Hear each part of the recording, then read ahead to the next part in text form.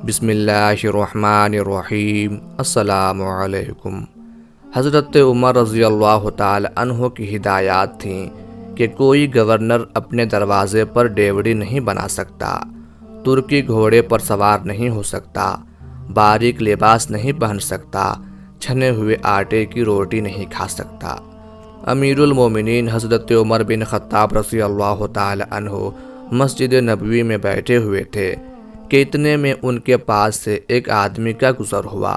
وہ کہہ رہا تھا، اے عمر، تمہارے لیے جہنم کی آگ ہے۔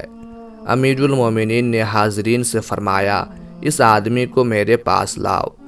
جب وہ آیا تو آپ نے پوچھا، تم نے یہ بات کیوں کہی ہے؟ وہ کہنے لگا، آپ اپنے گورنروں کو مقرر کرتے وقت ان سے شرائط قبول تو کرواتے ہیں مگر ان کا محاسبہ نہیں کرتے کہ انہوں نے شرائط پوری کی ہیں یا نہیں۔ امیر المومنین نے پوچھا، بات کیا ہے؟ وہ کہنے لگا، مصر میں آپ کا جو حاکم ہے اس نے آپ کی شرائط کو فراموش کر کے ان باتوں کا ارتکاب کیا ہے جن سے آپ نے منع فرمایا ہے۔ اس کا اشارہ اس طرف تھا کہ مصر کے گورنر ایاز بن غنم رضی اللہ تعالی عنہ نے باریک لباس پہننا شروع کر دیا ہے۔ یہ شکایات سننے کے بعد امیر المومنین نے قبیلہ انصار کے 2 آدمیوں کو بغرض تفتیش مصر روانہ کیا اور ان سے فرمایا، تم دونوں مصر جاؤ اور حاکم کے متعلق وہاں کے لوگوں سے استفسار کرو۔ اگر اس آدمی نے مجھے غلط خبر دی ہو تو آگاہ کرنا، اور اگر اس کی خبر صحیح ہے اور حاکم واقعی اپنی ذمہ داری میں کوتاہی کرتا ہے تو وقت ضائع کیے بغیر اسے لے کر میری خدمت میں پہنچو۔ دونوں انصاری امیر المومنین کے حکم کی تعمیل میں مصر روانہ ہوئے اور وہاں پہنچ کر لوگوں سے حاکم مصر کے متعلق حقیقت جاننی چاہی۔ انہیں وہاں وہی خبر ملی جیسے اس شخص نے امیر المومنین سے شکایت کی تھی۔ چنانچہ ان دونوں نے حاکم کے گھر پر پہنچ کر دروازے پر دستک دی اور اندر آنے کی اجازت طلب کی۔ دربان نے جواب دیا، آج حاکم سے ملنے کی اجازت نہیں ہے۔ دونوں انصاریوں نے کہا، حاکم کو ہمارے سامنے ضرور نکلنا پڑے گا ورنہ ہم ابھی اس کا دروازہ جلا دیں گے۔ اتنے میں ایک انصاری جلدی سے کہیں سے آگ کا شعلہ بھی لے کر آ گیا۔ دربان اندر داخل ہوا اور حاکم مصر کو اس کی خبر دی۔ حاکم گھر سے باہر نکلا تو ان دونوں نے کہا، ہم امیر المومنین کا پیغام لے کر آئے ہیں، تمہیں ہمارے ساتھ چلنا ہوگا۔ حاکم نے کہا، میری ایک ضرورت ہے، تھوڑی دیر کے لیے مہلت دو تاکہ تیاری کر لوں۔ انہوں نے کہا، امیر المومنین نے ہمیں حکم دیا ہے کہ تمہیں ایک پل کی بھی مہلت نہ دی جائے۔ جب وہ دونوں حاکم مصر کو لے کر مدینہ منورہ حضرت عمر رضی اللہ تعالی عنہ کی خدمت میں پہنچے تو اس نے سلام کیا، مگر امیر المومنین نے اسے نہیں پہچانا کیونکہ اس کی حیات پہلے سے بہت بدل چکی تھی۔ وہ مصر کا حاکم بن کر جانے سے قبل گندمی رنگ کا انسان تھا، مگر جب مصر کی سرسبزی و شادابی اس کو راس آئی تو وہ گورا چٹا اور بھاری بھرکم انسان بن چکا تھا۔ اس لیے امیر المومنین نے تعجب سے پوچھا، تم کون ہو؟ اس نے عرض کیا، میں ایاز بن غنم ہوں جس کو آپ نے مصر کا حاکم مقرر کیا تھا۔ امیر المومنین نے فرمایا، تیرا ناس ہو، جس بات سے تجھے منع کیا گیا تھا اس کو تو نے گلے لگا لیا، مگر جس بات کا حکم دیا تھا اس کو فراموش کر بیٹھا۔ حضرت عمر رضی اللہ تعالی عنہ نے ایاز بن غنم رضی اللہ تعالی عنہ سے فرمایا کہ اچھا، اب تجھے لوگوں پر حکمرانی کا شوق آ گیا ہے، تم نے حکمرانی کو لذت کا ذریعہ بنا لیا ہے۔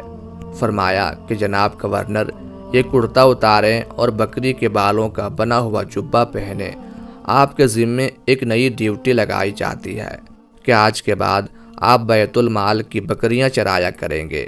پھر امیر المومنین نے بکری کے بالوں سے بنا ہوا لباس، ایک لاٹھی اور صدقے میں آئی ہوئی 300 بکریاں منگوائیں اور فرمایا، یہ لباس زیب تن کرو، میں نے تمہارے باپ کو اس سے بھی ردی لباس پہنے ہوئے دیکھا۔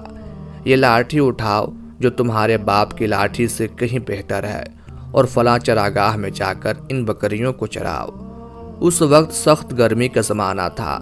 امیر المومنین نے مزید فرمایا، اور تم راہ گزرنے والوں کو ان بکریوں کا دودھ پینے سے مت روکو، صرف عمر کے گھر والوں کو روکنا، کیونکہ مجھے نہیں معلوم کہ عمر کے گھر والوں نے کبھی صدقے کی بکریوں کے دودھ یا گوشت میں سے کچھ استعمال کیا ہو۔ چنانچہ 6 مہینے تک ایاز بن غنم رضی اللہ تعالی عنہ نے ننگے بدن پر بکری کے بالوں کا جبہ پہن کر بیت المال کی 300 بکریاں چرائیں۔ 6 مہینے گزرنے کے بعد حضرت عمر رضی اللہ تعالی عنہ نے بلا کر پوچھا کہ جناب کچھ مزاج ٹھکانے آئے ہیں؟ اس نے کہا جی ہاں۔ پھر وہ فوراً زمین پر گر گیا اور کہنے لگا، اے امیر المومنین، یہ کام مجھ سے نہیں ہو سکتا، چاہے آپ میری گردن اڑا دیں۔ امیر المومنین نے فرمایا، اگر میں نے تمہیں گزشتہ منصب پر بحال کر دیا تو پھر تم کس طرح کے آدمی ہوگے؟ وہ کہنے لگا، اللہ کی قسم، اب اس کے بعد آپ کو وہی خبر پہنچے گی جو آپ پسند کریں گے۔ پھر امیر المومنین نے حضرت ایاز بن غنم رضی اللہ تعالی عنہ کو ان کے سابقہ عہدے پر فائز کر دیا۔ چنانچہ اس کے بعد وہ مصر کا ایک مثالی حاکم ہو گیا اور اپنی ذمہ داریاں خوف و تقوی اور اخلاص و للہیت کے ساتھ انجام دینے لگے۔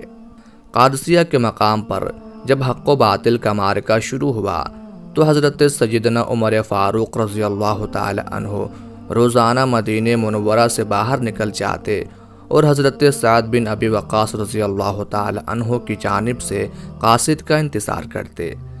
جنگ میں فتح ہوتے ہی حضرت سعد بن ابی وقاص رضی اللہ تعالی عنہ نے ایک تیز رفتار گھڑ سوار کو فتح کی خوشخبری سنانے کے لیے مدینہ منورہ روانہ کیا۔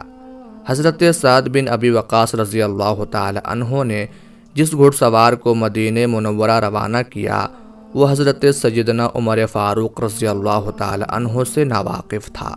گھڑ سوار جس وقت مدینہ منورہ کی حدود میں داخل ہوا تو حضرت سیدنا عمر فاروق رضی اللہ تعالی عنہ وہیں پر حضرت سعد بن ابی وقاص رضی اللہ تعالی عنہ کی جانب سے کسی قاصد کی آمد کی انتظار کر رہے تھے جو انہیں جنگ کی صورتحال سے آگاہ کرتا۔ جس وقت وہ گھڑ سوار دھول اڑاتا ہوا مدینہ منورہ کی حدود میں داخل ہوا، آپ رضی اللہ تعالی عنہ نے اس سے دریافت کیا کہ وہ کون ہے۔ اس نے گھوڑا دوڑاتے ہوئے جواب دیا کہ اسے حضرت سعد بن ابی وقاص رضی اللہ تعالی عنہ نے بھیجا ہے۔ حضرت سیدنا عمر فاروق رضی اللہ تعالی عنہ نے اس کے گھوڑے کے ساتھ دوڑتے ہوئے پوچھا کہ سعد رضی اللہ تعالی عنہ نے کیا پیغام بھیجا ہے۔ اس گھڑ سوار نے کہا کہ لشکر اسلام کو فتح ہو گئی اور ایرانی فوج شکست کھا کر میدان جنگ سے بھاگ گئی ہیں۔ آپ رضی اللہ تعالی عنہ مسلسل اس گھڑ سوار کے ساتھ بھاگ رہے تھے۔ جب آپ رضی اللہ تعالی عنہ اس گھڑ سوار کے ساتھ شہر کی حدود میں داخل ہوئے تو لوگوں نے آپ رضی اللہ تعالی عنہ کو امیر المومنین کہہ کر مخاطب کیا۔ اس گھڑ سوار نے جب لوگوں کی زبانیں سنا تو گھوڑے سے اتر آیا اور حضرت سیدنا عمر فاروق رضی اللہ تعالی عنہ سے معافی کا طلبگار ہوا۔ آپ رضی اللہ تعالی عنہ نے فرمایا، کوئی بات نہیں، تم مجھے معرکہ کی تفصیل بتاؤ۔